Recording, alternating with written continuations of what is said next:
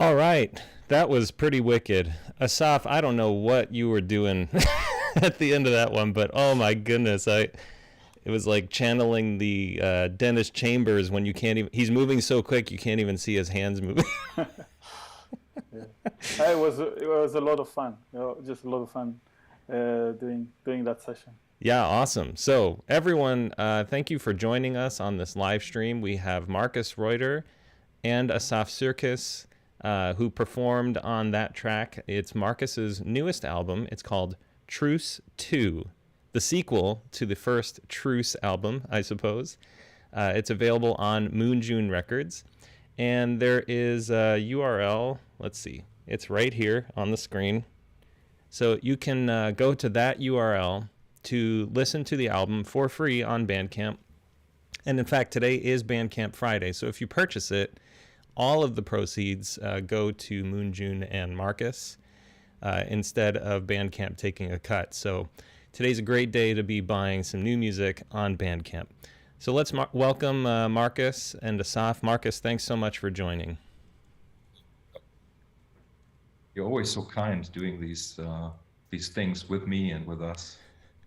Well, you're so kind to offer your incredible music and talent. So I feel like it's a two-way exchange. You know, it's a win-win for sure.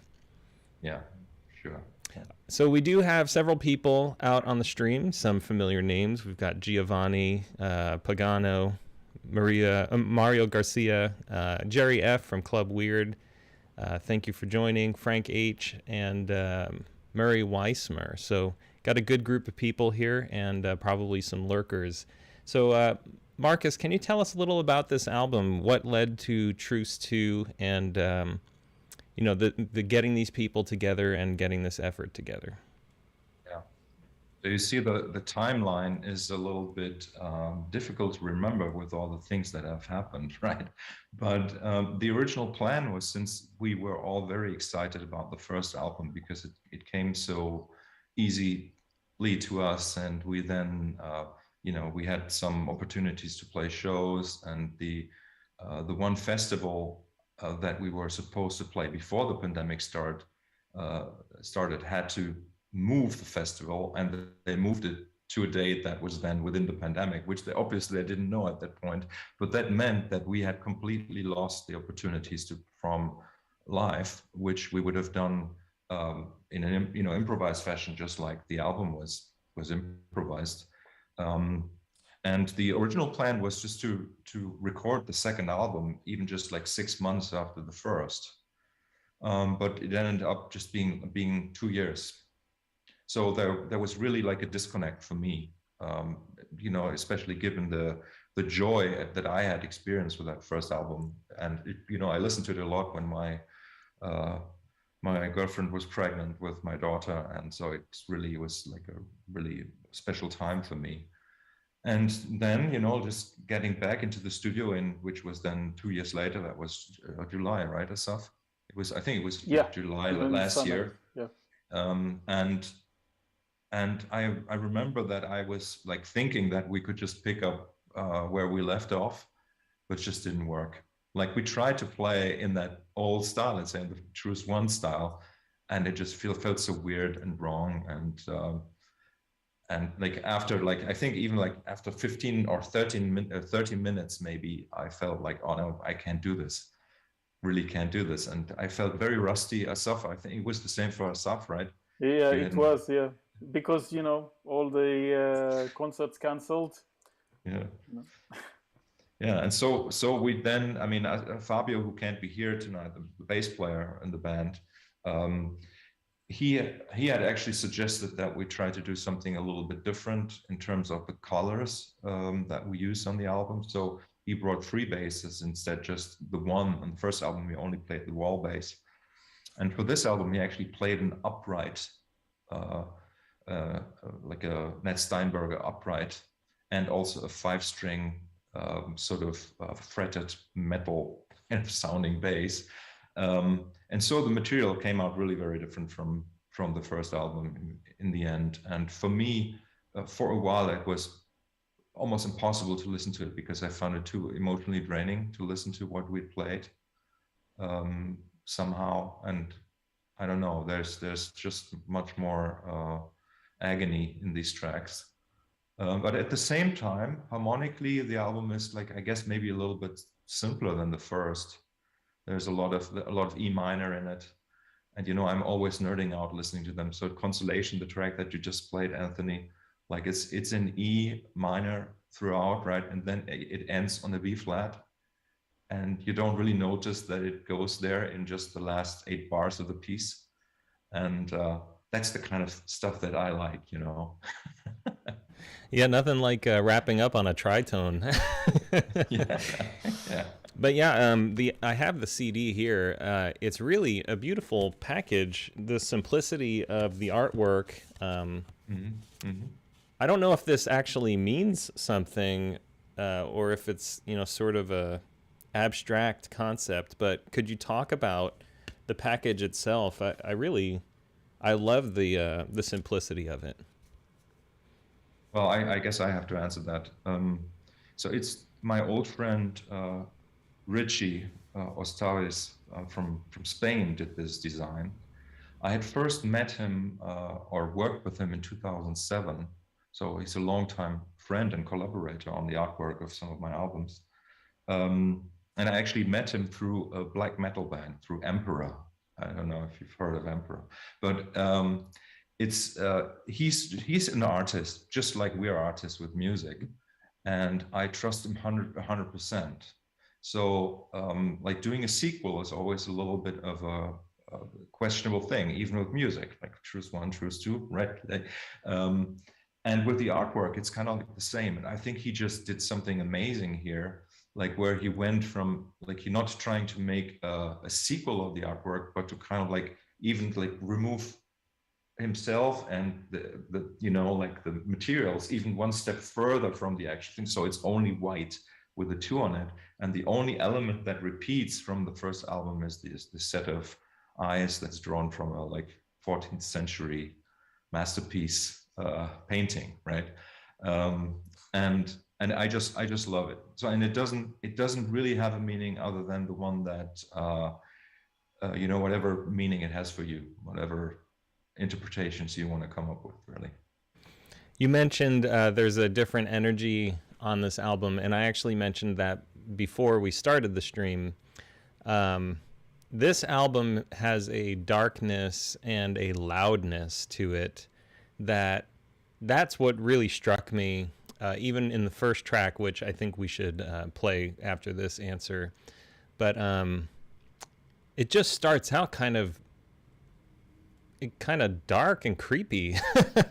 And I don't mean that in a pejorative way. It's more like, oh wow, this is going in a pretty dark direction. And then throughout the album, I don't know if it's the mix, the EQ, if it's the notes being played. I'm not quite sure, but there is an intensity on this record that I feel wasn't as present on the first Truce album.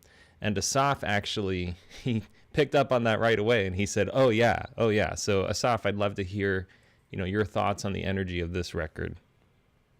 Yeah, well, first of all, it was always Truce 1 was great fun to play, and it came really easy as well, like Markus said.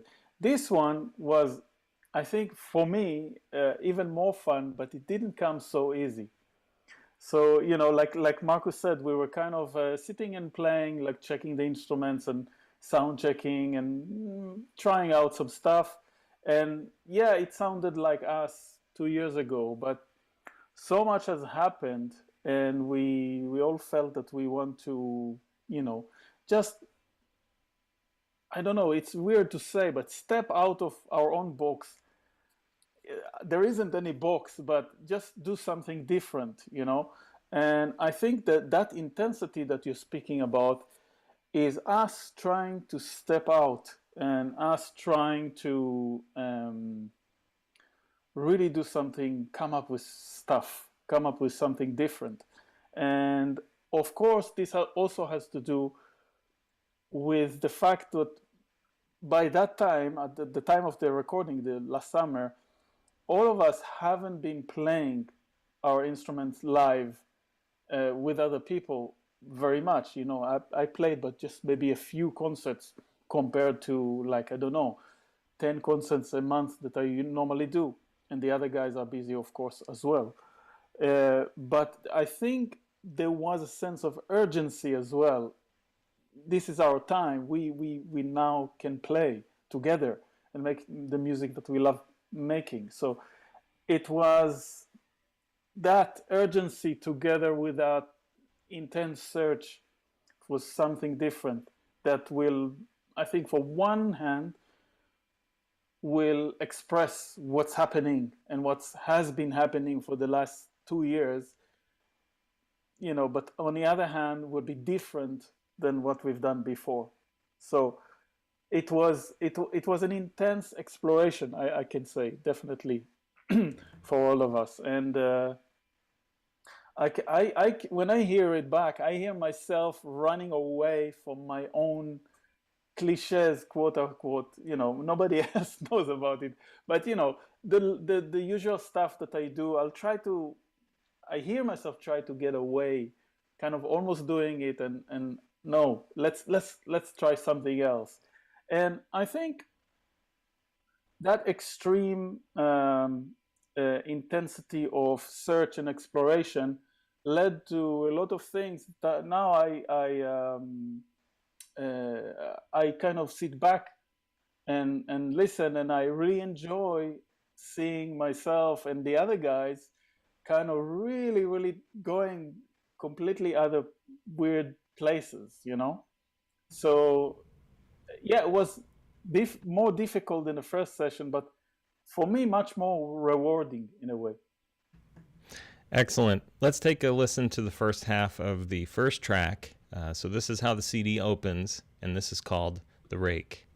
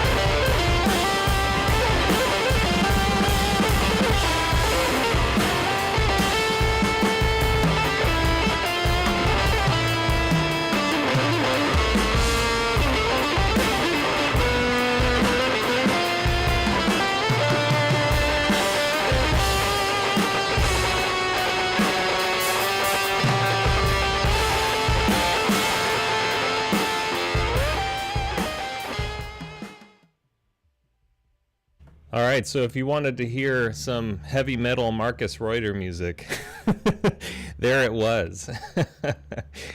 So any reactions I'd love to see in the chat. So please, tell us what you're thinking. But we did get a few questions in the previous segment. So I'd like to get to some of these questions and see how quickly we can get them answered. Robert Wright Stasco asks, in what ways did lockdown affect this music? Anthony, the track is still running in my ears. Sorry, Okay. my fault. Yeah. No problem. So the question was, in what days did lockdown affect this music? I think what Asaf just said, so we hadn't played much. So I was literally rusty. Like I remember last year I was practicing maybe in January and February and March, but then for the rest of the year I didn't practice. That just sometimes happens. And so I kind of like felt like I had to warm up. But now listening to the Raid, which was one of the first pieces we played, I can hear that, I can hear the rustiness because I'm kind of like digging in a way that I normally wouldn't. And I think it contributed also to some cool aspects of the record for sure. And lockdown, I mean, what else? Just the general, not seeing people much and then being in the studio in a social situation. And I really do have to mention the co-producer Stefano Castagna, who was in the studio, who played a big role, especially also, this is why the Rake is a good example, because he wanted us to sound punk. Because like he realized in the studio as we started playing, he said, "Oh, this is really, there's a lot of punk energy here," and he wanted to retain that till the end. And I think he did a great job at capturing and then also preserving that quality. Other than that, like lockdown, what did it do? I don't know. Just maybe a little bit of depression and I don't know. But we were certainly very happy that we were able to even get together and play. And it was a hard process. We recorded the basic tracks in 2 days, like an afternoon and a day. And then on the third day, we did some repairs and just a few overdubs. You guys mentioned that this record is improvised, and it's not that I don't believe you. I certainly do believe you. But there's definitely some parts that were written out, because you and Fabio, Markus, are at times playing lines at the same time, but it's a free flowing. So if you could explain that and then address Frank H's question, any material difference in approaching the making of the studio improvs for the second album versus the first? Mm-hmm. Yeah, so first of all, those were the repairs. So like where there were moments where, Rake, Fabio did make noises. He did the scraping and stuff.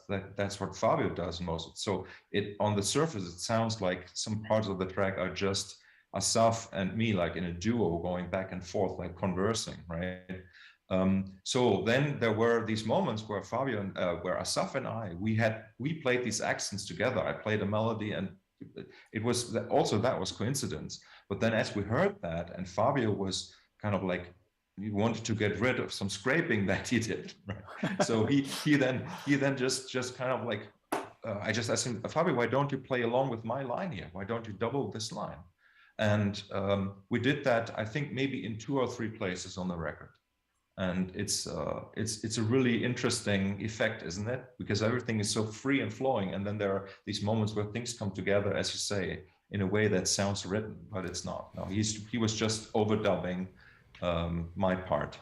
And it's not the same thing happens. It's not precise either. It's there's a lag. Like I couldn't tell as a listener and a musician myself. I was like, are they doing this in the studio together? Like, did Markus give some fragments, of manuscript? Like, okay, we're gonna play this a couple of times.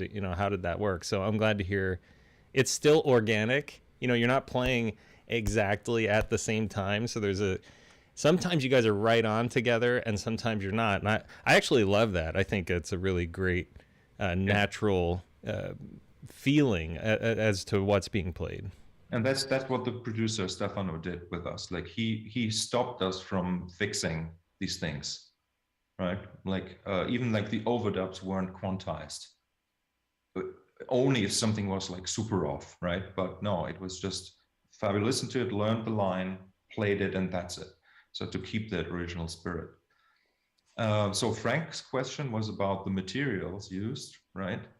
Material differences in approaching the making of the studio improvs for this second album compared to the first. Yeah, I wonder what he means with material differences. I'm not quite sure, but I imagine. Well, it was all improvised, so we didn't have written materials. I think maybe the only difference is, with Truce 1, Markus, you came with ready-made soundscapes, I think. No. And No. but I remember that there was something like, I think Fabio was coming up with some little lines. Fabio had the riffs prepared. Yeah. And this time there was just not. We started from zero, really from nothing.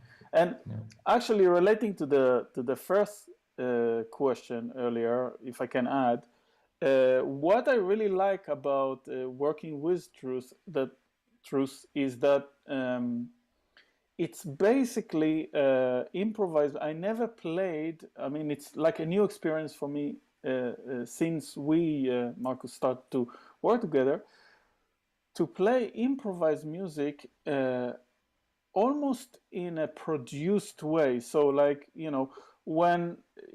for me, up until now, up until the moment I start to work with Leonardo and with Markus and with Moonjune and everything, when I play free music, which I did, it's just improvised. There's nothing. There's no soundscapes. It's just the people playing, and that's what you hear is what you get. That's it.